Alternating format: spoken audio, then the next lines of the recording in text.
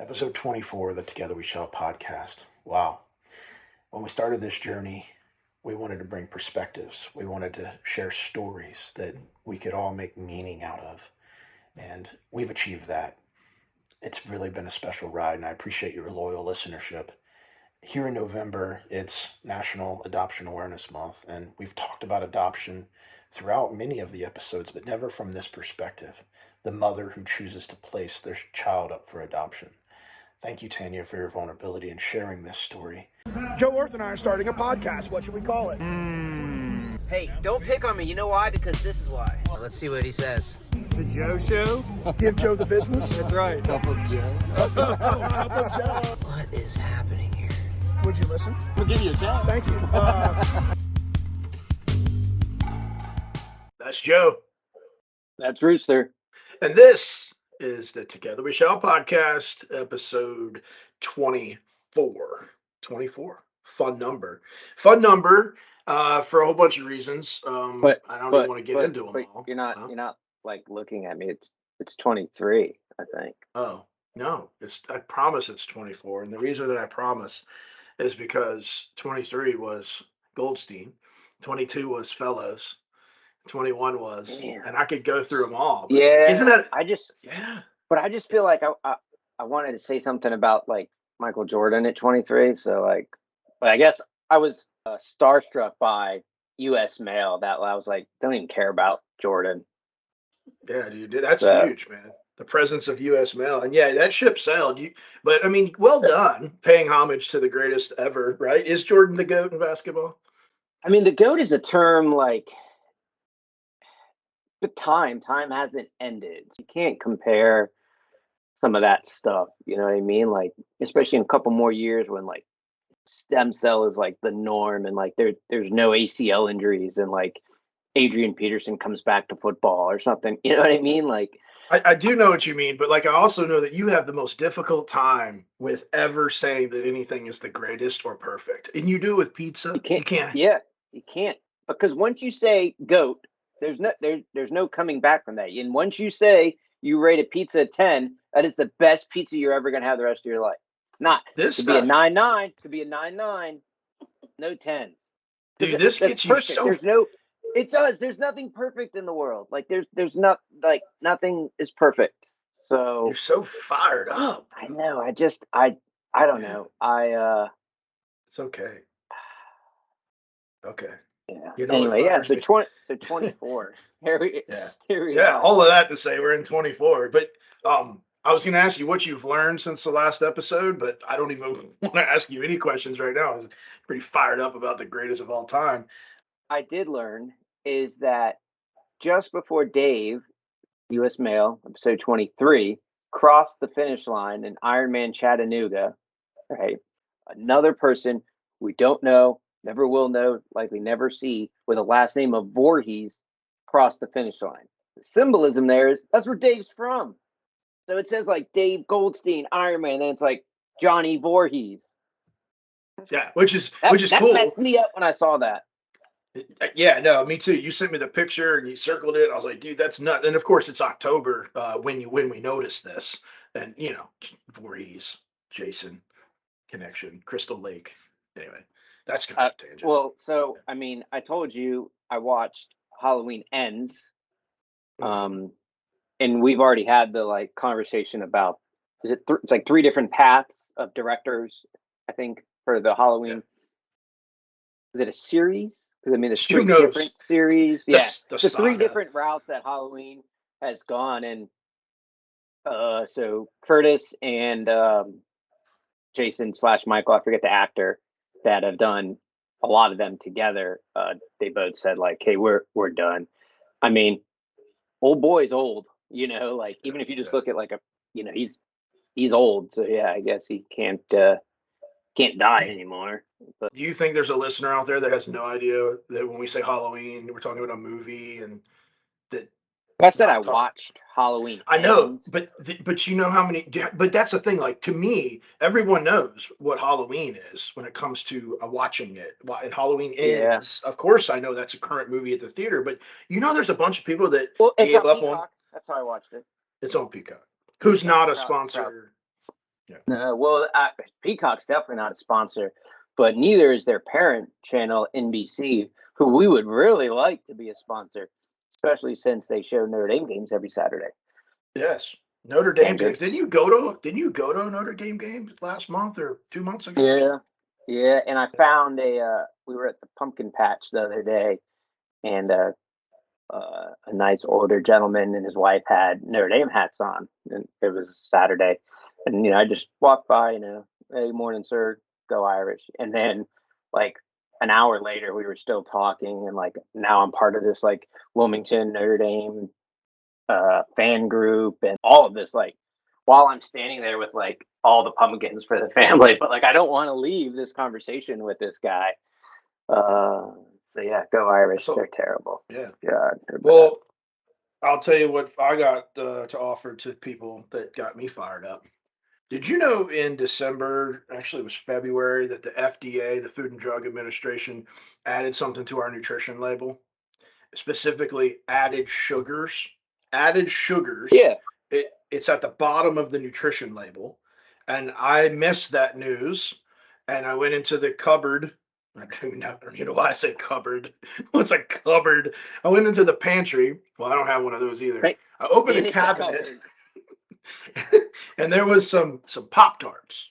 And it was like a Tuesday night. I'm like, man, Pop Tart, that would be good. Like I haven't had one in a while. And I looked at the label at the bottom of it. It was like 44% daily value of your added sugar allowance. And then suddenly I was like, bro, I get it now. I get why we have such a situation on our hands when it comes to the amount of sugar that is in our 35 to 65-year-old bodies, because nobody ever told me that I could only have like a Pop Tart and maybe a little other sugar in the whole day. Because all we cared that's about, included sugar. Yeah, it's not just yeah, included. That's sugar. Period. Complete stop. the added sugar. Like so ultimately just look at it. Next time you're in the pantry, cupboard, or cabinet, Feel like I and need it's at something the now. you do need something now. Here's the rub, people. Like, I'm not gonna be your dietitianary nutritionist. That ain't That's me. episode 22. Yes, episode 22 with Pat Fellows. But I am gonna say just give a little bit more attention to that stuff on the label, because I tell you, I have not eaten like 6 things in the past 2 weeks because of that number and how loud it was. Because when we were growing up, tell me if I'm wrong, fat, protein, carbs. That's it. Nobody ever told me you needed some fiber. And hey, by the way, there's this whole other thing called added sugar, which that number is way different than the carb number and even the fat number, because a Pop Tart ain't fattening. It doesn't have a lot of fat in it. So be like, oh shoot, I'm gonna get me a Pop Tart. It's not really high in fat. And there was a But that time as a sugar young is fat. heck yeah, as a young Marine, I used to have that. It was my thing living in the barracks. I'd be like, I'm gonna drink a lot of water and just eat a Pop Tart for breakfast. That is ridiculous. Ridiculous. More sugar. And A1C, type 2 diabetes, like this is a real thing these days for a lot of my peers who are and older. And I know why now. So added sugar, it's got me fired up. See, but now tangent, and I think because before we go on a tangent like this, I don't know, like our guests might want to jump in. We have to figure that out. But so with that, right, like the macros and the counting of these things, the one way to like, not if you don't look at it, it's not on there. So like what's in my cup for Miller time right now, like there is no Oh, it's Miller nutritional time. label. But so it's zero. Everything's zero in there. But you can't have Miller time till you get the guest in. So without further ado, ladies and gentlemen, we have the most patient with us. Tanya McGee McDaniel is her maiden name. Some of you might know her from way back in the day by that, but she today is Tanya McGee, and she is our episode 24 guest, and I'm pumped to have her. Hello, Tanya. How are you? Hey boys, how are y'all? Let's go right in. But what is your take on added, included, additional the bottom sugars? So before I hit 40, I really didn't even look at nutrition labels. See, I don't know what's in here. Good. And then I hit 40 and it's like everything just kind of changed. And I was like, So I got 2 years. Okay. yeah, 2 years. Just don't look at it. If you don't look at it, it doesn't exist, right? I mean, I do try to like be aware of what I eat, but like, and it's something that is good with the FDA at restaurants now, they put some of that stuff on there, but like at fast food, like if I'm sorry, Pat, if I'm eating fast food, don't put that on there. Don't show it to me. The other day I was on base and I went to Wendy's because I didn't feel too good from activities the night before. So I needed all the carbs and I needed it all. And I'm standing there and they got, pretzel buns now. It was crazy. I haven't been to Wendy's in forever. I'm like, oh yeah, I need that. And then I'm like, damn, that's got that calorie count has a comma in it. I'm like, damn, all right, maybe I don't need that. Let me scroll down. And then I'm like, how can I sort this like lowest to highest calories? And I'm like, I'll just get a water, I guess. But I didn't like at like, Does the Wawa have that on their menu board? Is that what y'all call that place? The Wawa we did on Ragnar? Oh, that's funny. Yeah. That's funny. He said Wendy's and you said Wawa, and I love that because he don't have no Wawa by him, and we better get him fired up because I'm gonna hit end on this thing. I will turn this off. But guess what? I had Wawa recently. Okay, Roger, see what I did there? Played. I do see what you did there, and you see what I did there. It's Miller time. We can't even get into this conversation, ladies and gentlemen. It's Miller time. It's that part of the podcast where you grab your favorite beverage, whether it's water for the day, perhaps it's legit Miller time, perhaps it's something in your cup, and we'll never know what the label. Tanya, what are you bringing to the flavor here? So unfortunately, it's water. I can say that when I did was, had to look at sugars and intake and watching the weight after having 3 children. And I did a little survey on my phone of the most healthiest alcohol I could drink, right? So is it vodka, wine, or beer? And vodka had the least amount of sugars. And I was like, yay, that was a score and a win for me. Joe, So, you knew that, didn't you, Joe? You knew Yeah, that. Go back a handful of years when I lost 40 pounds and stopped drinking, 6 Bud Lights every day. I went to vodka. And there was a transition period of how I got there. But tequila, I think, is even better. But that's where I had a conversation with someone the other day where it's like it's probably not on there because of the A word, agave, right? Like that's super sugary, but somehow in this crazy process that doesn't make it onto the nutritional facts of liquor. But I think tequila is even better than vodka. I think. I don't know. I'm gonna pull us back to the thoroughfare there because we're doing a great job on these tangents. Tanya, why are you? Well, let me ask you this: where are you currently, and why do you think you're on the podcast? And don't give like the reason that I already told you. So I've been watching you guys for a while, and I was like, oh, I wonder when they're going to invite me. Because, Ainsley's Angels is my jam. And I was like, oh, Kim called, and he was like, hey, I got a question for you. You want to come on the podcast? And I was like, yay! Get to talk about my experience with Ainsley's Angels and how we got started in the living room and Christine's living room down here in Wheezy and us 3 getting things up and going. And then you were like, well, this is what I was kind of thinking to have you talk about. And I was like, oh, okay. Yeah. That's a whole nother subject that I love. And I kind of, said something a little about it when I talked about having 3 kids earlier. Mm-hmm. Yeah, I heard you and almost jumped in right there. And I was like, look at that softball. She knows how to dance. But look, ladies and gentlemen, we brought Tanya on here because tomorrow is November 9th, at least the day that we're going to publish this to all you all. Today is the 8th of November. Tomorrow being November 9th, it's World Adoption Day. And November writ large is National Adoption Month. And you know how much Joe and I love the National Such and Such Day. What a story that Tanya has that I frankly don't know that's ever been truly, I guess, captured. I mean, people that know you know that you've birthed 3 children, at least those that have known you for as long as I have. But many might not realize that, and it's not like it's a secret or a big thing that you have to know about Tanya, but it is something that I'm fascinated by the idea of adoption, but intrigued by the other side of the story. The mother who chooses to, I don't even want to use the word give up, but to. Adoptive mom uses the word place. We placed him. So a woman who chooses to place her baby into the adoption world like I have a million questions. And so what a wonderful, let's do this. Let's jump in. Look, take us back. Like, where are you from? Your upbringing, you had some siblings, your parents, set the stage and then get us up to the point where you're in high school. For those of you that don't know, I'm Lori, Kim's beautiful wife, Ainsley's amazing mama, Ainsley Barley and Camden's amazing mama's first cousin. And so we grew up in a very tight-knit family. Yeah, you did all that, Joe? We grew up in a very tight-knit family, very close family, Catholic upbringing.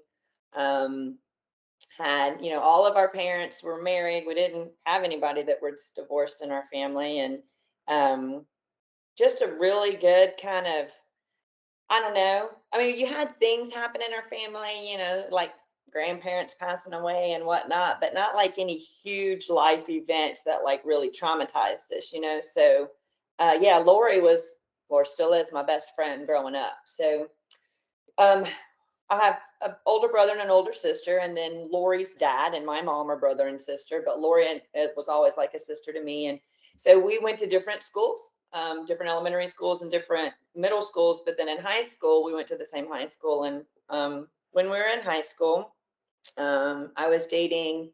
Oh, actually, this is kind of funny. Joe, you'll like this. So if you've ever met me, I'm kind of a loud person. And I'm always like at Ainsley's Angels events, I'm always the one like jumping around like, ah! And everybody's like, my volume down, so it's not loud. But then I'm like trying to like hit the button when Rooster talks, and it's like I'm playing a video game at times. Yeah, I'm quite a loud individual. Everybody tells me that they hear me before they see me. Anyway, so I've actually, had people at some of our Ainsley's Angels events say, "Oh my gosh, you must have been a cheerleader in high school." And I was like, "No, I wasn't." I'm like, "But I did get knocked up by a football player, so I don't know if that counts."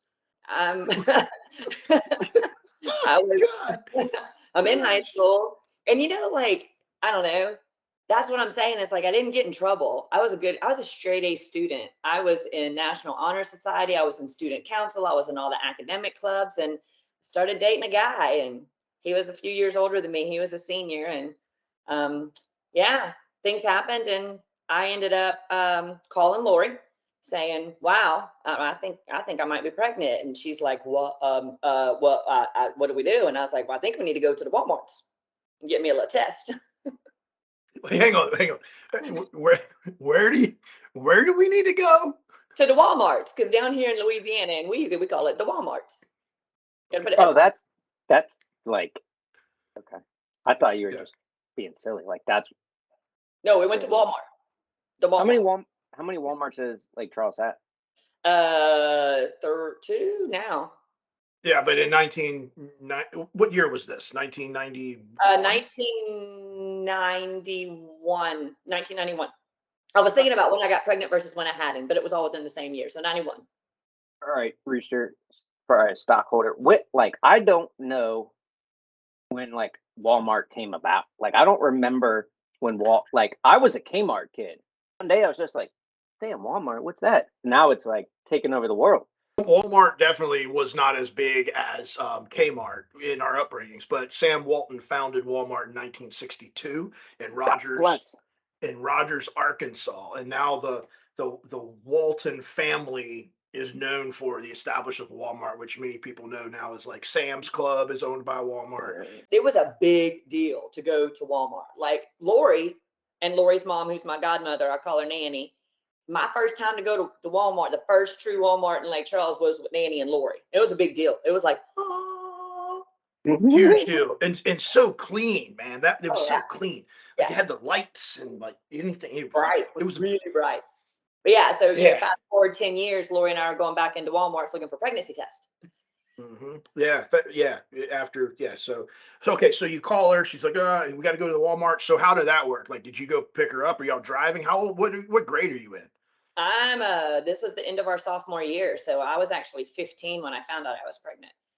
So Lori and I, so we went, and I was like, where am I going to do this at? And if you read the box, it says you got to do like in the morning. Like it's better to do pregnancy tests in the morning because you have the higher whatever that is in your system. I want to say pH, but I don't know if that's right. And it detects it better. So we bought like 4 of them because I just wanted to really be sure. so Lori, I was like, I can't do this at home, like, because my parents are home, my brother and sister are home. Like, I can't do it at Lori's house because Nanny and Pa down. Like, we didn't want. I'm like, I don't want to go to a bathroom like somewhere in a public place. So Lori and I actually had a babysitting gig. It was during tax season. Nanny and Pa down were friends with these folks that had 3 kids, and on Saturday mornings they would go into during tax season they would go into work. And so Lori and I would take turns on Saturdays babysitting their kids. And I was like, oh, it's perfect. I show up at the Scalisi's house at like 6:30 in the morning. The kids are still sleeping. It's first thing in the morning and they're off to work. So I actually did it at their house. Do they know that? Yeah. They do Of now. course. Yeah, they do now. Yeah, they do now. Like, In fact, wrapping it up after you like do the deed, then you wrap it all up and like tuck it away, and I put it in a little baggie and threw it outside in the trash can. And yeah. Like, when you're happy and you get pregnant, you're like saving the test and like putting it in a box and showing it to your family. I was like trying to hide that stuff. so Saturday morning you went in there, you did the test. Did you do all 4 of them, or did you just do one? I did too. So, But we got the different kinds, right? So the one that shows the line that says means yes, and the one that doesn't show the line. Like, I got 2 different kinds. I don't know. I guess it was just. and they both, one of them has a line and one of them doesn't, but they both mean pregnant, and you swap them. Absolutely. Pretty sure I was pregnant. Called Lori. Yeah. And so so this is like the summer, or is school still in session? What? Yeah, so it was in the spring of my sophomore year. So around March. So I actually got pregnant in January. Well, no, end of January, beginning of February. And then Damn it, Mardi Gras. Damn it. 15-year-old Tanya and 3 kids and 2 pregnancy tests that say positive. So then you called Lori. I called Lori. And I'm bawling, crying, and she's bawling, crying. And I'm like, what do I do? And she was like, right now, like, kids started waking up. And I was like, right now I got to babysit these kids. So I just kind of put that in the back of my mind and was like, okay, so I got to tell the bio dad. And then got to somehow figure out how to tell the parents. But like, I mean, just all kind of stuff went through my head. Like, how do I do this? Like, I'm a straight A student, in school and all these things. And I plan on going to college to be a lawyer. And I had life planned. And y'all know that I'm a planner.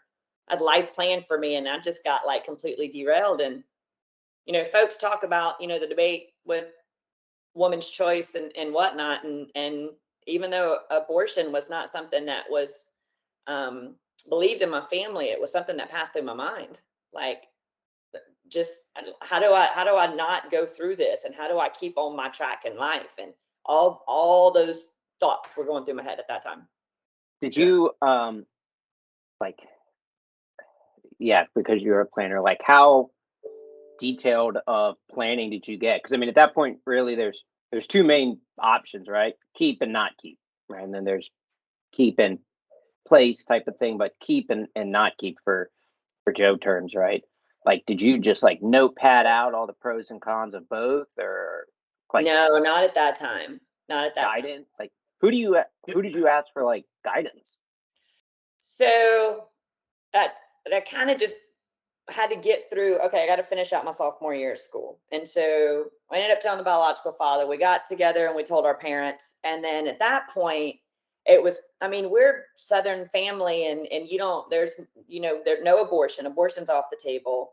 And I was a minor, so even if I wanted to pursue abortion, I couldn't, because my parents would have to sign consent and they weren't willing to do that. But again, that was just kind of a fleeting thought that I had. It wasn't something that and adoption really didn't even come up. Like, it was, how are we going to figure out how Tanya's going to have this kid and continue on her path for college and take care of this kiddo? Like, the adoption was not even in my head in the beginning of my pregnancy. Was there any shame that you were feeling personally? And were people putting shame on you? And how'd you navigate? Okay, you're saying yeah. So how'd you navigate through the shame? So I don't know. This was 30 years ago, right? So this, I don't want to say this was before being pregnant in high school was cool, but yeah, this was before being pregnant in high school was cool. Like, this wasn't a thing. Girls didn't get pregnant in high school 30 years ago. I mean, they did, but they hid it. Actually, this is kind of funny. So sophomore year finished out. Nobody knew that I was pregnant. I wasn't showing nothing, unless you were close friends with me during the summer when I actually started showing. Folks didn't realize that I was pregnant until I came back junior year. which was really interesting because I finished out sophomore year. I'm coming into junior year in month 6 of my pregnancy already. And I'm coming with this belly and folks are like, whoa, like what happened to Tanya? I remember going to like first day of school. You know, you're excited to see everybody first day of school, junior year. And I roll in and people are like, what the, but Yeah, they, wow. yeah, Because put it in context, not only was it before being pregnant in high school was cool, and you're making reference to some of the TV shows out there, you know, yeah, 16 and pregnant, all that stuff. right, right, But right. also it was before social media, so it wasn't like there were update pictures and this stuff. So literally, you saw Johnny, Susie, and Mike on doggone May whatever, because that's when school gets out in Louisiana, and now you're rolling back in mid to late August, and there you are 6 months pregnant. Oh my! Walk us through that, because you know there was whispers, there was pointing. But like you're also the type of person that's like, hey, I'm me. That's who I am. At least that's who you are today. But how was that then? So it was interesting because I had to fight just to start my junior year at Barb. So Barb High School is where we went to school. So back in the day when you got pregnant, you were shipped to an alternative school for pregnant girls. Wow. Yeah. And this alternative school was it was basically just like, there was no specific age group. It was one teacher teaching like these handful of kids, whether they were in 9th grade or 12th grade, who were pregnant. And once you had your baby, you could get back into school. And my mom is an educator. And this summer when I was getting registered to go back to Barb, we let the school know that I was pregnant, and they signed me up and registered me to go to this alternative school. And my mom was like, no.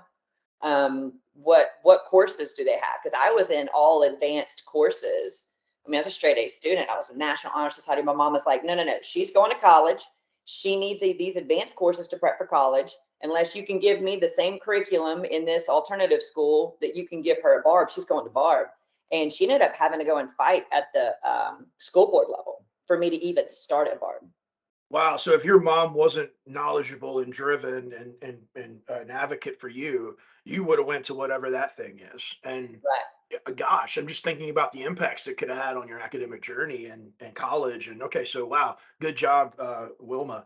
Coming back to that day though, okay, so there you are. You fought, you're in school, you're walking through the commons, which is a place where everybody passed through at Barb High School, and Mhm. it's the first day. Take us back to a memory, a story, something that really kind of reinforces the, the impact of that week of your life, if you can. If you can't, it's okay.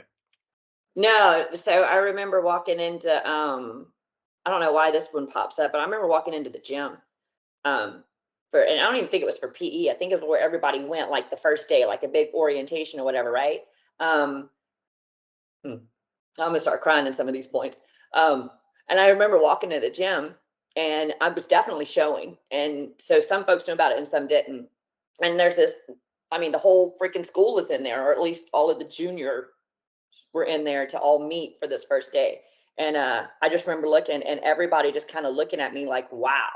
Um, and of course, again, I'm like star student, head of student council, National Honor Society. This kind of stuff doesn't happen to students like Tanya. I didn't get in trouble. And I just remember kind of being overwhelmed. And Lori uh, walked up next to me and she just grabbed my hand and she said, come on. And we went and we sat down. And then I knew because I had people behind me who loved me and knew me for who I was. And they were the ones that I had friendships lost because of it. I had friendships gained because of it. But yeah, that was pretty hard. But once I got back in and people saw it was still me, and I got back into that, I'm still a good student. I'm still doing everything I needed to do. My goal was just, how do I get through this? Actually, the teachers was kind of one of the things, and my family, I had an aunt that wanted to ship me off to Albuquerque to have like the baby and not tell anybody and then come back like I was on like a little mini vacation. But then I had some aunts that were like, I'll take care of the baby. Like it was interesting to see how everybody kind of jumped in. But my teachers were really cool and supportive. I actually had one teacher, and this is what's really interesting, is adoption again never really came into my head. It was all about, when Tanya has the baby, how are we going to take care of him? And then I had a teacher who came up to me, and she had trouble getting pregnant. And she pulled me aside after class and she asked me if I've ever considered if I planned on giving my baby for adoption, placing my baby for adoption. And I was like, no, not really. And she goes, well, if you do, keep me in mind. And I was like, oh, that's weird. It is weird, but good on her for reaching out and kind of educating you to this option, which is where your story's going. But I also do want to say thank you so much for that together we shall moment. The gym Yeah. and the hand, and that's powerful. That's fabulous. I love that. I've never heard that story ever. So thanks for sharing. So there's the teacher. Hey, give me your kid. And you're like, Yeah, so that's the first time adoption kind of was put in my head. Now you gotta understand, I'm in seventh month. And then as I go through my doctor's appointments and my visits and stuff, like we have to prepare for October because he was due October 25th. And so I was like, okay, so how do we prepare for this? And I'm gonna be out of school, and how long am I gonna be out of school? And making sure that I keep to date. So I actually did a lot of work knowing that I would be out of school for a little bit. I did a lot of work on the front end. A lot of my teachers gave me, assignments ahead of time and all that fun stuff. But it wasn't until like we started kind of making plans about what was going to happen after he was born that I overheard my parents. They were in their room talking, and my mom was crying, and she said, this is my burden. She said, I'm going to quit my job so I can stay home and take care of this baby because I'm not going to let this derail Tanya's life. wow. And so when I heard that, and I was like, we didn't come from the richest family. And I know that we had, financial stuff. And that was a big thing too. Maternity insurance wasn't covered for me because I was 16. So my parents had to pay out of pocket for everything. So I was like, I can't continue with this and this burden. So I kind of kept thinking about adoption and what that looked like after that conversation. And I asked my parents, I wasn't I kind of started getting, well, in the beginning, it was like, oh, okay. So I had some shame and I had some this, but then like, as we got closer to the due date, I was like, the I guess weight of it all kind of started hitting on me. Like, what's really going to happen when this baby comes out? Like, what am I going to do when this baby comes out? And so, I told my mom, I said, I feel like I need to talk to somebody. I feel like I need to talk to like a professional or something. And she sent me to the priest. I'm not laughing. I'm not laughing. No, I'm laughing. But I mean, I'm sorry. No, gosh, that was terrible that my reaction was to laugh. But no, it's how I said it. It's how because she literally sent me to the priest, and I'm like, oh, you want to talk about shameful and feeling uncomfortable? Yeah. Like, let's go. I mean, and my mom, we sat in the second pew, Christ the King, right on the end part of the aisle, and I sat there like that little priest was sitting there giving his sermon, and I'm like, yep, we got to talk to you after church today about this baby. So you did? That was your first professional that you ended up sitting down with? Yeah, so I talked to the priest, and told me that, did all the wonderful things that clergy do, and that we're a family of love, and that you've got a community to support you, and never said anything about adoption. But it was back to this whole kind of, I think, Southern, you're going to keep it and we're going to help you take care of it, and you're going to have changes in your life, and it might not go as planned, but your dreams of becoming an attorney and this are going to get derailed, but we're all going to be here and we're going to love you, and you got to trust in God and all that. And it was great information, but it's not what I needed to hear at that time. I needed somebody to help me figure out what the hell I was going to do. What month is it now when you're So talking? so I had already started back at school. So we were in September? August. August, September. I was like, I didn't officially make the decision about placing him for adoption until probably about 6 weeks before I had him. So how'd you get to that decision? So I went home and I was like, okay, Mom, and so I don't feel any better. Like, yay, I got the priest, big community. I was like, I don't feel any better. So then she sent me to the youth director at the church. I'm like, I'm we're seeing a pattern here. Mama ended up going and having lots of meetings with the priest, and she felt way better. But I'm still like, so I got to paint this scene, and you know who it is too, Kim. So there was this youth director, wasn't even at our church, it was Our Lady Queen of Heaven. Do you remember Jimmy and Doug Gay? Yeah. Twin boys that went to school with us. Okay, so their mom was the youth director, and I guess she was like a youth counselor. And now I'm in the behavioral health profession. I'm like, none of these people are licensed that my parents send me to. They're not licensed. So just to put just a bit in context for those listening, Tanya just advanced like 40 years on us, but she is now a professional. She understands how all of this works. She's oversees this for many people. So looking back, you're like, I'm just talking to the team, mom, you know? No, like, so I remember to this day, like, so Jimmy and Doug Gay's mom, Miss Sandy, was the youth counselor person at our church. So I had to go to her house for my counseling session, right? And I walk in and it's after school, and Jimmy and Doug are literally sitting in the living room, grubbing on a bag of Lay's. What are you doing here? And I was like, I'm come to talk to your mom about my baby. Can y'all go to your room, please? Can you? Oh, that was so embarrassing. And I was not happy. Like I knew that I needed to talk to somebody. And I remember, and I'm not a rude, I was not a rude person, but I remember sitting down and Miss Sandy, bless her little heart, she looked at me and she goes, Tanya, how do you feel? And I said, I feel effing fat, but I actually said the word. I said, I feel effing fat. How do you feel? And she's like, okay, let's call your mom. It was over. It was over. I did not want to be there. It was I was asking for something, and at that point, so finally, like fast forward, I go back home and I'm like, Mom, I'm no more church people. Like I want to go talk to a professional. So there was this. It still exists today. ABC pregnancy clinic, and it's for teen moms and people who have unexpected pregnancies. And my mom called and got an appointment there with a licensed clinical social worker. This whole time, though, my mom is still going and talking to the priest, and she's good. Yeah. And I mean, look, let's for all of those out there that are upset at me for laughing at mention of the church people. Look, I was raised in the same daggum network in the same Catholicism faith as Tanya, and I am by no means laughing at what the clergy can provide.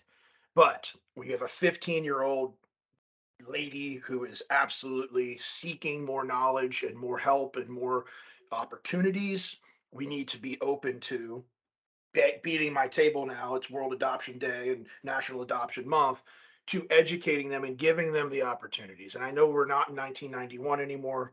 Um, I don't even know what I'm saying. I'm just saying that, like, I'm not knocking the clergy. Just No, yeah, but I mean, yeah, in the early 90s, in I guess the deep south or whatever you call it down there, in a state that has, parishes instead of counties, like, I mean, there's so many connections to, you know, the church. So I mean, I see where, she was coming from, but I also would see, like, as the 15-year-old, pregnant, young girl, like, sitting in the second row right there, like, you were probably going there, Sunday mornings or Saturday evenings because, like, you were told to, type of Right. thing. Like, that's what you, like, you Road. weren't a woman of the church, you were a woman in the church, type of thing. So, like, but I mean, yeah, I mean, the church can provide a lot of people with that thing. It just, that wasn't you, so that's why we're laughing.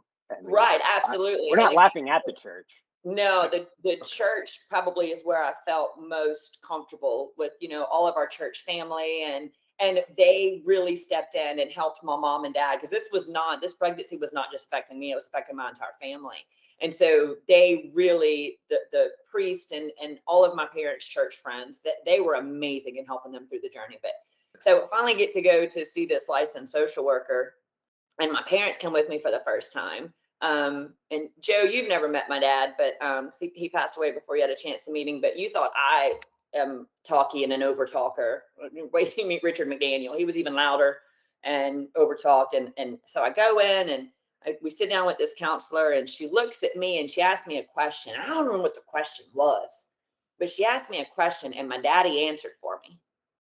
And she goes, okay, so we're going to have mom and dad sit outside. Made my daddy go sit in the waiting room, and I was like, yes, I like this chick. And so she basically looked at me and she said, what do you need? And I said, I don't know what to do. I don't know what to do. I have my family saying that they're going to do this, and I don't want to be a burden to them.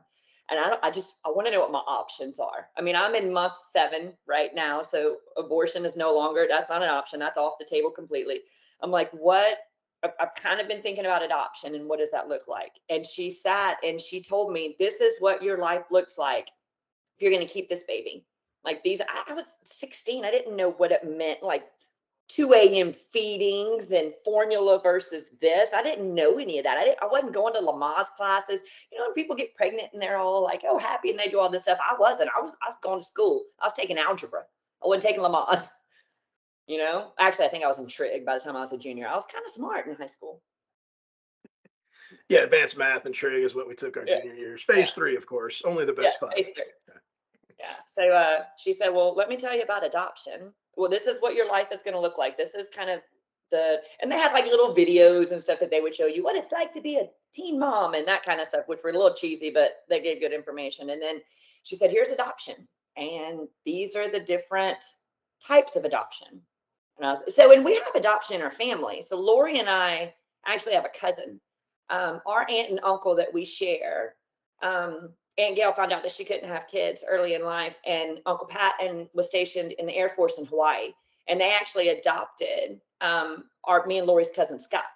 So I knew about adoption, but it was on the other side. Like, we gained a kid in our family through adoption, but we never really saw Scott as adopted, except the fact that he looked way different than us because he's an Islander.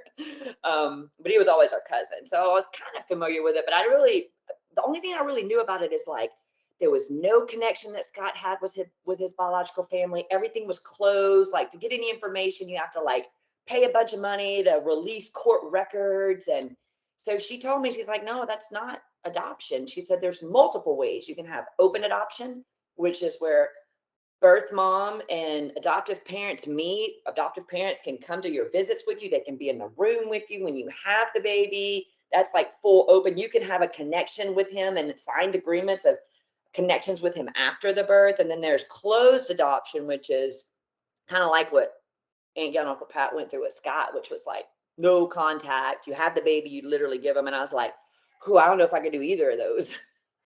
I couldn't do completely closed because I wanted to know that he was okay, but then I didn't want it to be all open because I don't know if I could go and visit somebody who's taking care of my kid. Like, I'd want to bring him home. So she sat there for a handful of sessions and we went through all the options. And finally, I just looked at my parents and I said, what do y'all think about adoption? And he said, well, I guess we need to go talk to an attorney. And so they hooked us up at the clinic with an attorney and looked at different options for parents. And that's where we were in like 6 weeks before I had him. And that's when we officially made the decision as a family. Well, that's something, man. Thank you for the openness and telling that story, and at the same time the education and the humor that was mixed in. So that was a fun journey. But like, I also want to get into like, finally your son is born, came out at 2:49 a.m. and then tell me about the next 12 to 24 to 46 hours. Like, I mean, did you hold him? No.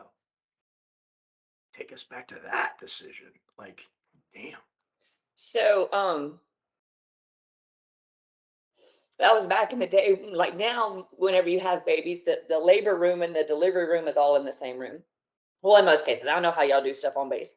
But back in the day, you're in a labor room, right? So I went into the hospital late in the evening. It was about 8 o'clock.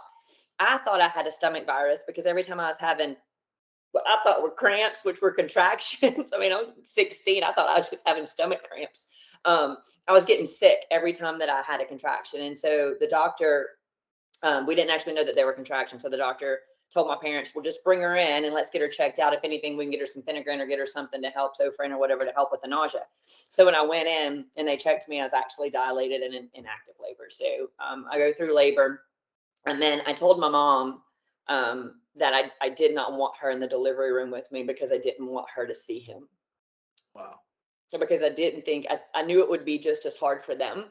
And so she said, and this is going to be a fun little tie-in on the end too about all the connections. But so we had a nurse that we went to church with, going back to the church family. Together we shall. We're back in the church family. So one of my mom's closest friends at church is actually a nurse, and she worked in the maternity ward at the hospital. And she had a couple of kids that I would babysit. And so we were very close with their family. And so she told Miss Kim, she said, if I can't be in there, you have to be. And Miss Kim had just come off of a full day shift. And then she's getting off at like 6 or 7 or whatever. I'm rolling into the hospital at 8 o'clock at night. And she continues and she stays with me through the night. So Miss Kim was the only person that I knew who was in the room with me. So I ended up having an epidural. They were going to knock me out because I didn't necessarily want to remember, but they gave me what was called a twilight drug.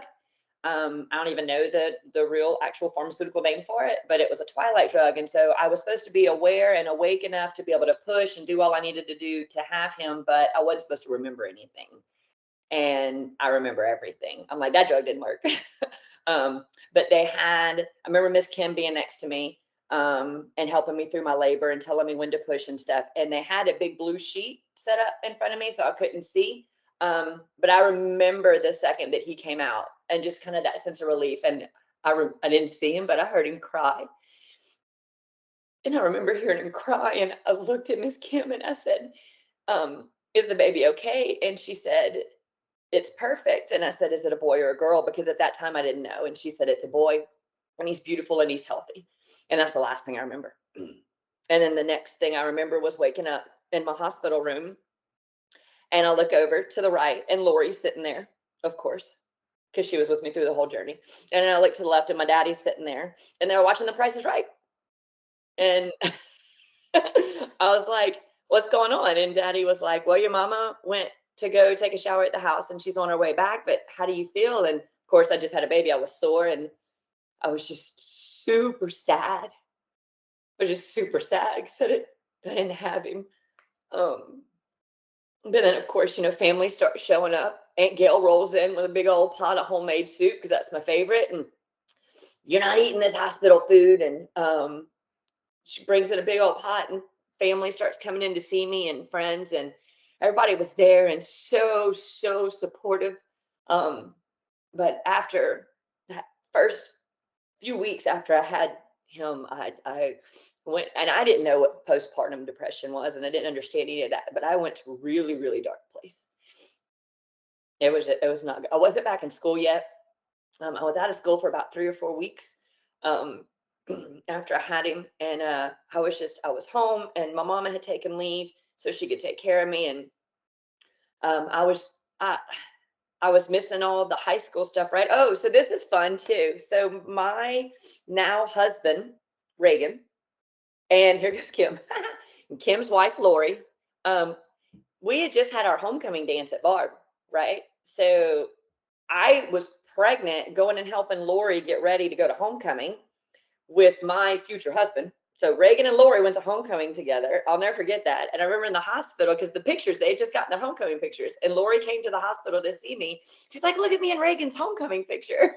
And I was like, this is so weird. But like, just all of that to say that kids were still doing life. And I was at home with no baby and doing homeschool work and severely depressed. And and the other thing is I had up to 10 days to change my mind. Post-delivery? Mm-hmm. Yeah. So I had signed almost like I want to say it's a letter of intent. That's my words for it, but I don't know if it's a letter of intent or not. But I'd basically signed some paperwork with we had chose the family, and the family that we chose. I had a couple of profiles that we looked at, but the family that we chose was a Catholic family. Bringing it back. They were a Catholic family. It was a lady. I didn't know their names. I didn't know where they lived, but it was a lady who had to have a complete hysterectomy when she was 24, and they already had one adopted child, and they wanted another one. And again, one of the main reasons why I decided to place him for adoption was because, I was raised in a family where you had both parents. Like I said, divorce wasn't a thing, and we were raised in a tight family. And I did the biological dad was not in the picture. He pretty much hauled booty whenever he found out I was pregnant, and I didn't. I wanted my kid to grow up in a family like I grew up in. So I grew up in a really amazing family. I have 2 questions. So, biological dad, when did he, would you say, run away type of thing? When I called him and told him I was pregnant. Okay, very well. Classic case of he gone. He gone. Yeah. So we had been together for like 9 months or something. We were all kind of tumultuous, but our family knew each other because he lived like 2 streets down from me. So when I first found out I was pregnant, like we had to have the big parent meeting. Like he had to tell his parents, I told my parents, then we all came together. And his parents questioned if it was his. They basically put the blame on me. It wasn't a great situation. I included them as much as I could. But yeah, I mean, he didn't come to doctor's appointments. He wasn't at the hospital. He ended up coming to the hospital after I had him, like right before, just to see and check on me. But yeah, I saw him whenever we went to sign the adoption paperwork, and then I didn't see him again for 20 years. Do you know, did he ever try to make contact, Jimmy, right? Yeah, so yes, my son's name's Jimmy. He did. I decided to do what was called a semi-closed adoption, which when we went to sign the adoption paperwork, I needed to know that he would be okay, but I could not meet the family. So I couldn't meet him and know that they were local. I didn't want to be like in the grocery store or into Walmart's. I didn't want to be into Walmart's and be like, oh, look, there's my kid.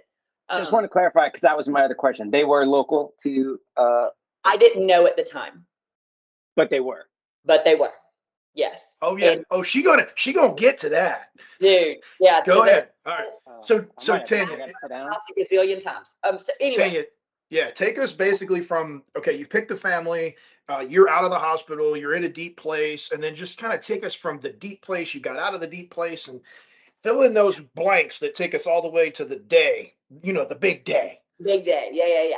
So it was a semi-closed adoption, which meant that I didn't have any of that information. However, it was written in the adoption paperwork that I would get a letter from the adoptive parents every year on my son's birthday telling me how he was doing.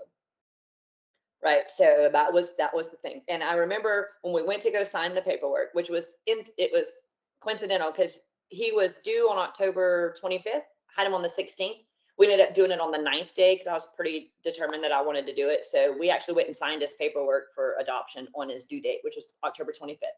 And we went and signed the paperwork, and I was sitting across the table from the biological father, and the attorney said, Tanya, the letters that you've requested, they've agreed and they're going to send it to you. It'll come through my office, and kind of what that process was like. And then they looked at the biological dad's family and said, do you guys want letters? And they said, no, as far as we're concerned, this is closed. This is done. So at that point I was like, all right, these are my letters, and I don't have to have any connection with this family again. So, a very first letter a year later. So I went through and the people that pulled me out, I kept going to that fantastic social worker, who helped me in the beginning. And she helped counsel me through my depression. I had Lori, of course, always had Lori. And then Reagan, who's my now husband. Reagan and I were always friends during school. Like we've been friends since 6th grade. And he was one of the ones after I had Jimmy and I was in that really bad place that he would come to the house because I wasn't seeing friends. I wasn't going out and doing things. I wasn't doing any of that. And Reagan was the one that would come in and check on me. And it's kind of wild because 6 months after I had Jimmy, me and Reagan like officially kind of started dating.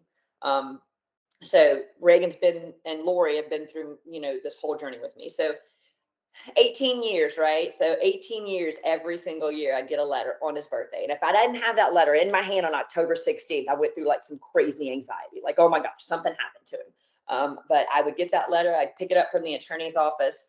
And I remember thinking, Joe, you asked if they were local. Like the letter was never, I had to go to the doctor's office to pick it up. Not the doctor's office, the lawyer's office. Yeah. And I remember him saying, like, I called him one time because it was like a day past or whatever when I was supposed to get it. And he was like, oh, they haven't dropped it off yet. And I was like, dropped it off. That was like my first clue that they were local. I'm like, oh, holy crap. Like they're around here. And when, do you remember, like, did you say what year that was? So it was the same year that 10 years later. No, it was the same. So the 5th letter is when I figured out that they were local. And because it was also the same letter that they told me his name. They told me his name was Jimmy. And I would, every time I get my letter, I call Lori. There's a pattern here.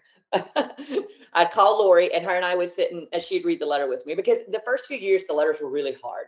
They were really hard to read. I would kind of be in a funky place. But then year 5, when he turned 5 years old, and the letters were amazing. They're so beautifully written. His dad actually and mom sat together and wrote them, but Jim and Faye. But the very last line of my very first letter of year 1 said, your son will grow up with the knowledge that his birth mother loves him very much. And that told me, oh, they're going to tell him.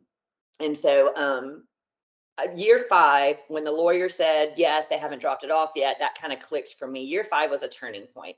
They told me his name. So they started out the letter, Jimmy, blah, blah, blah, blah, blah. And I remember telling Reagan, oh my gosh, they told me his name. And Reagan was like, what is it? And I'm like, Jimmy. And he's like, Jimmy. Y'all know Reagan. He's like, Jimmy. Come to find out his adoptive dad is James, and he was named after his dad. But so that first 5 years, and I figured out he was local, but I didn't really do anything to try to research him. Like, he was happy, and they sent me a picture. So I had a picture and I had his name, and he had just started playing soccer, and just a great kid. And like, they would tell me because I'd get his letters in October, so they'd always tell me what he was dressing up for Halloween. And it was after that point that I started feeling like a sense of relief, and I did the right thing. Like, the depression kind of started going away. And so by this time, I'm in college, and I completely changed the whole course of didn't want to be a lawyer anymore. I wanted to be a counselor, like that amazing counselor was, and how she helped me. So I decided to go into psychology. And I was in college and doing my thing, and just kind of thinking, still had this like hole in my heart, but thinking everything kind of worked out.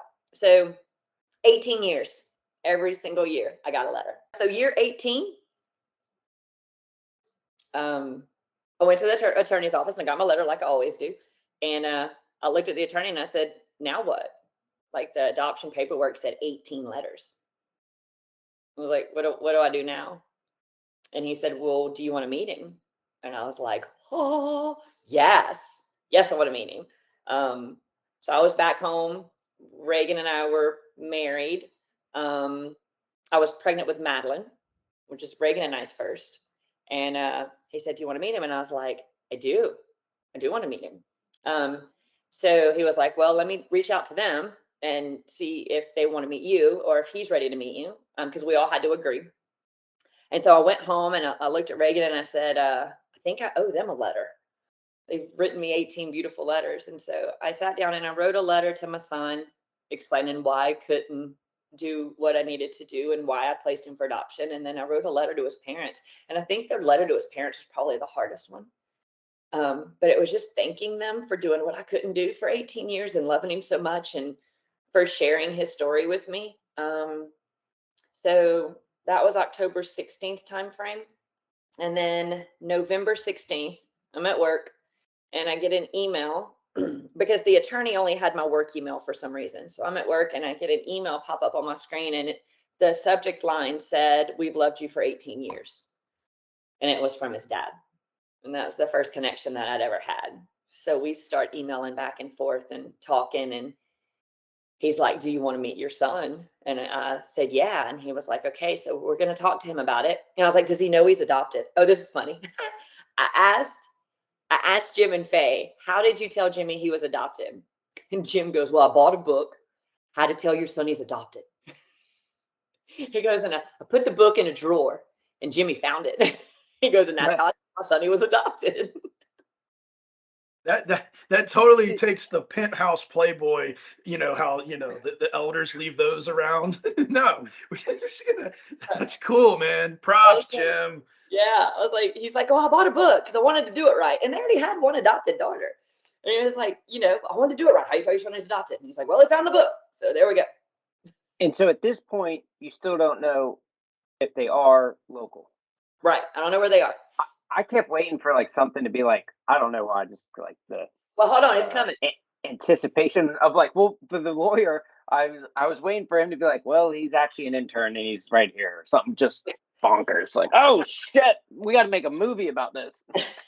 Oh, they might want to make a movie anyway, because this whole thing gets really good. So Tanya, we're gonna stop interrupting you. Next 5 minutes, and take us to today. Yeah. So November 16th, I get the email. And so I start emailing back and forth with his parents, and they sat with him, and I had never spoken to them. I just emailed, and they said he's not ready. He's a senior in high school.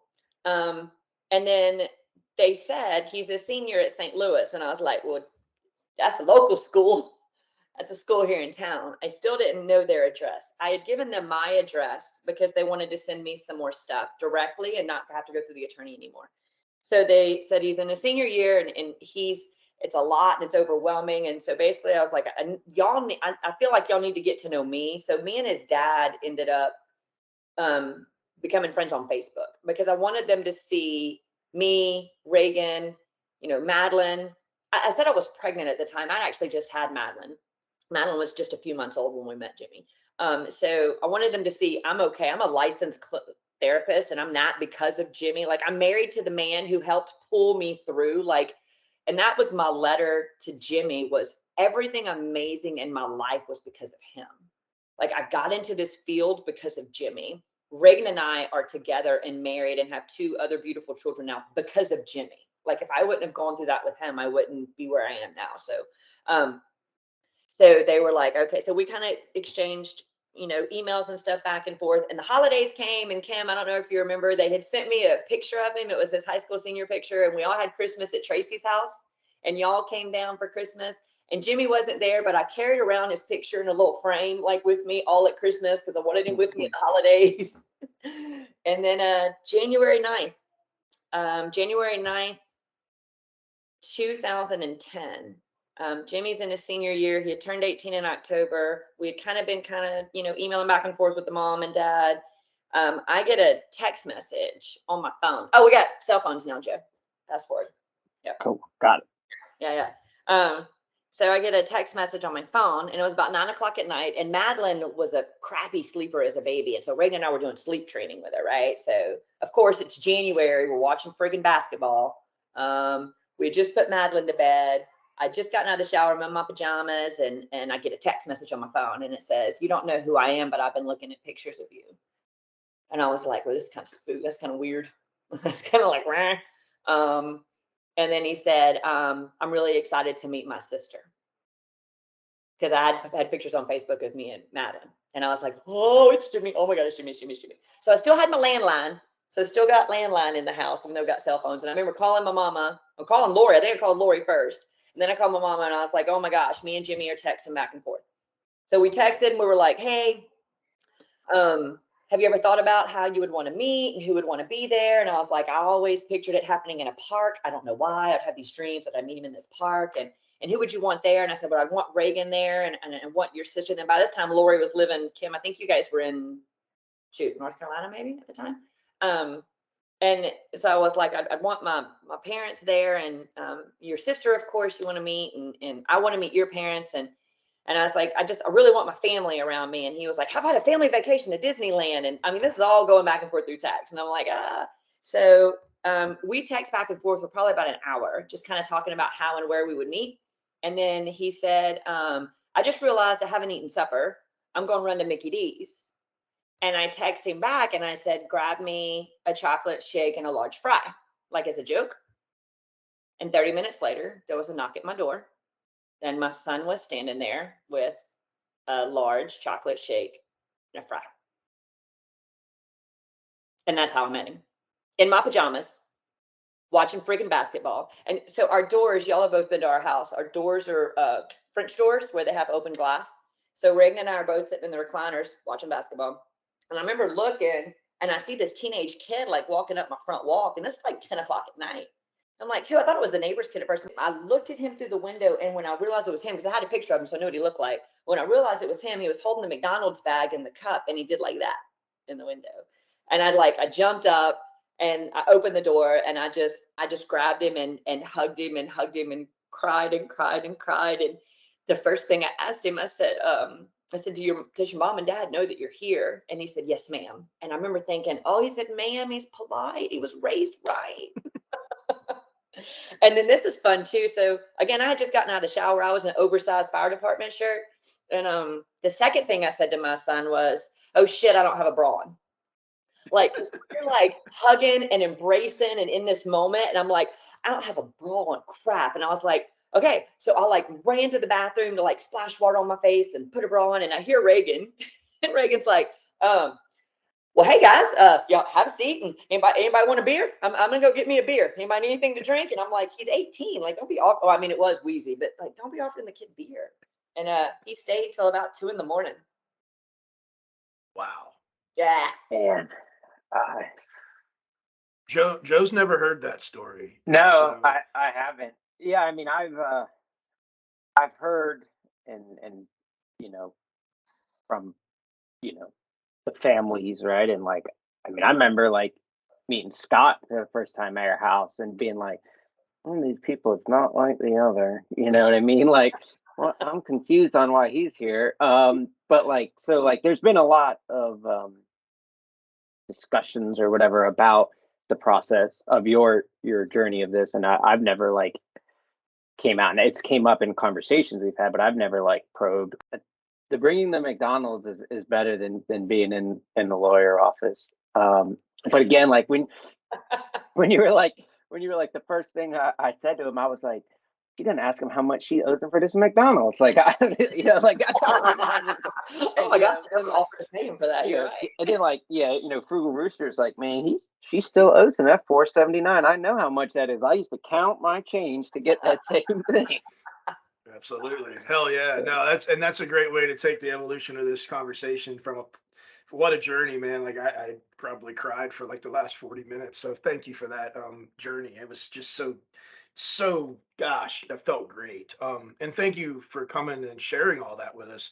I'd be remiss if I didn't ask you to please tell everybody, like, where'd you go last month and why? Yeah, so we met in 2010. So fast forward now to 2022, and Jimmy is married.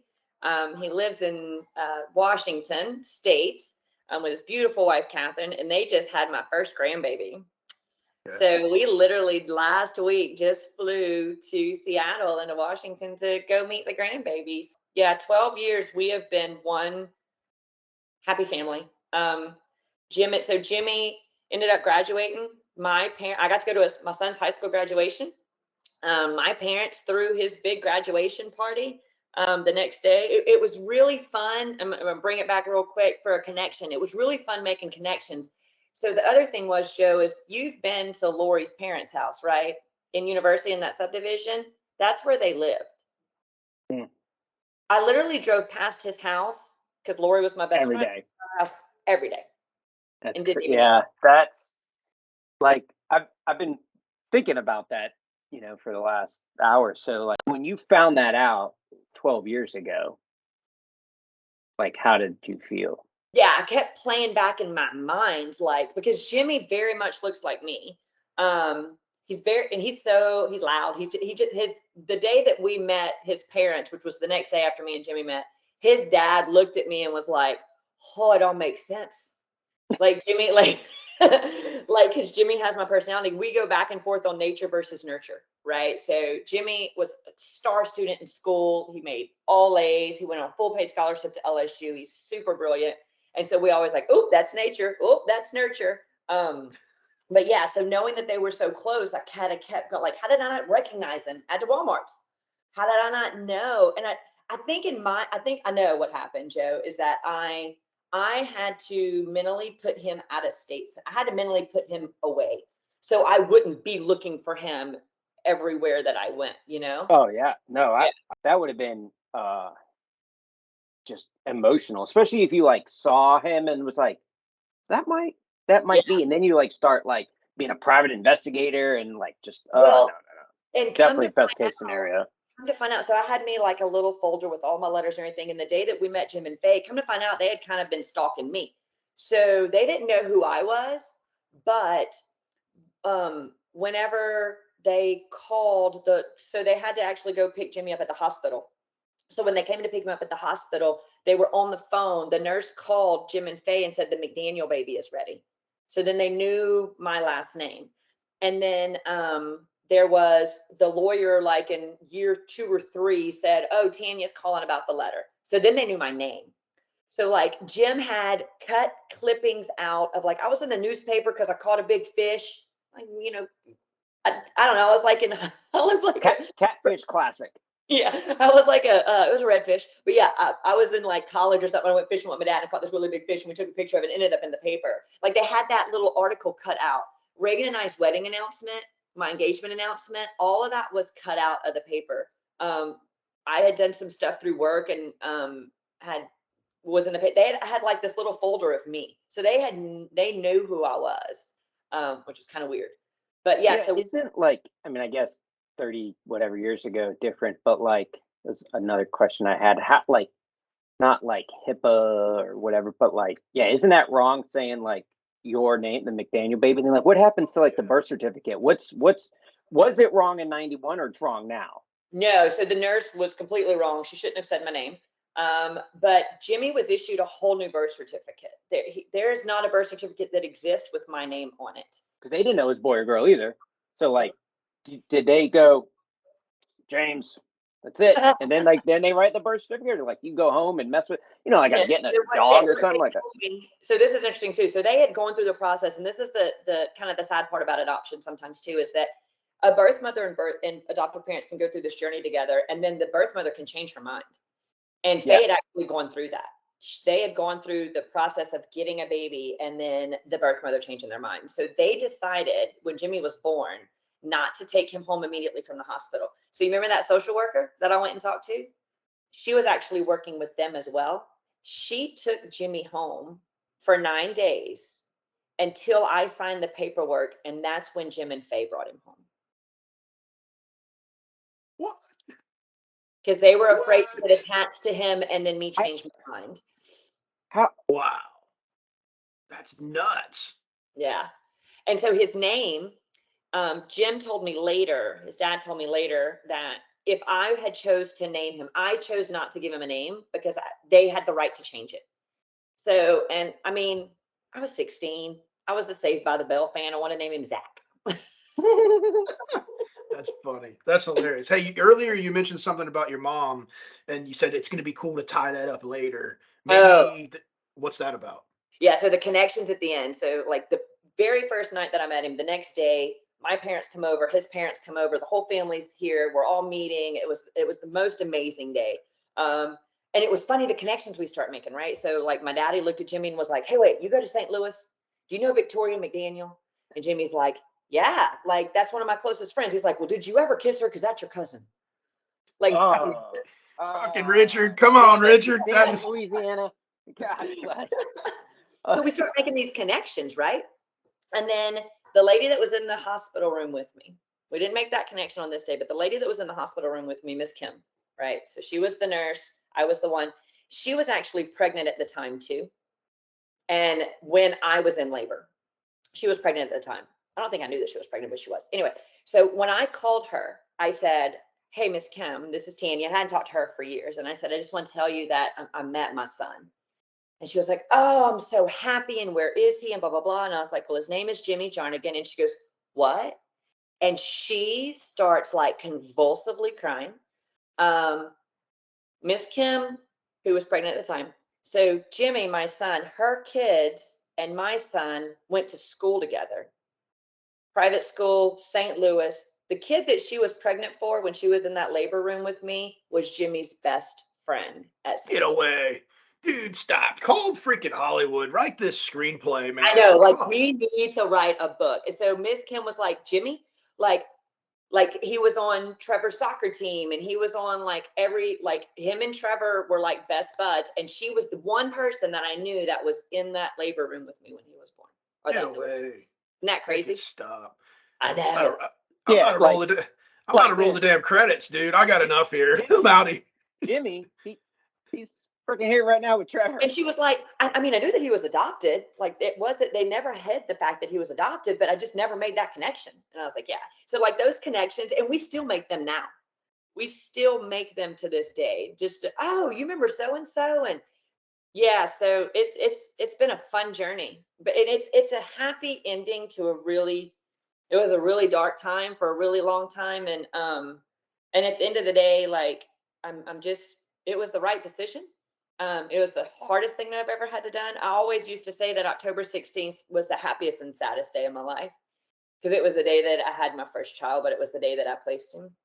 But, like going to Seattle this past weekend, his son looks just like him. And I got to, his name's August. And so I got to hold August, and I got to change his diaper, and I got to feed him, and at one point I was literally changing his diaper, and I just lost it, and I just started crying. and his wife came up behind me, and they call me Mama T. Jimmy calls me Mama T. And so now August calls me Mama T. And she said, "Are you okay?" And I was like, I never got to do this with Jimmy. And I'm just so happy that I can do this with August. And she's like, "Well, if you want to move up here, you can do this all the time." That is exactly what I was said. I almost said something like, "Well, I don't got diapers anymore, but you can come do some stuff here." God bless. Yeah. Wow. Yeah. I mean, that is like I don't know, like not the circle of life, but just like that roller coaster. And because there's definitely, adoptions that don't have happy endings. And it's really great to see adoptions that do have happy endings, especially with, family, like this that we have here. So, I mean, not knowing probably 85% of that middle, I knew, like, obviously you guys reconnected, and I knew you gave them up for adoption. I knew you were in Washington, but like the guts of this, chat we just had is really cool. And, I talked about it on another episode. Like, my mom has this sign, "Tough times don't last, tough people do." And I'm glad that you were able to get out of that dark period, that tough time, with Reagan.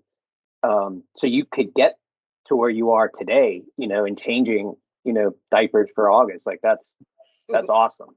Yeah. That you're able to. We called it the Circle of Family. Jim's dad calls our group the Circle of Love. And that's what we have. We have a circle of love. Power of love. Not the song, but, the power of love. So Reagan and I now have, 2 other kids, Madeline and Olivia, 13 and 11. And Madeline was only like a few months old when we met Jimmy. So they don't know a world without Bubba. That's just their older brother. Y'all got so many nicknames in Louisiana. I can't, like, God. Pot-Ann, Bubba, It's Pot-Ann. Mama T. There's like 9 nannies. I don't know who, and 14 nanas. I can't. God bless. Yeah. I remember Maddie was, I don't know, probably about 5 or 6, and she came up to me and she's like, "Mama, why did Bubba grow in your belly but lived at Big Papa and Fabo's house?" So that's what my kids call Jimmy's parents, is Big Papa and Fabo. Right. Nobody knows what you're talking about right now. Right. So how about this? My second born child turned to me and asked me, "Why was my firstborn?" What? Right. And so I said, "Well, Madeline," I said, when I had Jimmy and I gave birth to him, Fabo couldn't have babies. And so I gave him to Fabo." And she looked at me and she goes, "Well, that was really nice of you." And I still have to know, are you saying Fabo? No. So Faye's name is Faye, but for some reason people in her family call her Fabo, like with a B on the end, because they call Jimbo. So it's Jimbo and Fabo. All right, look. Fabo and Big Papa, and in the spin or Stop. No more Everybody names. Stop. Stop.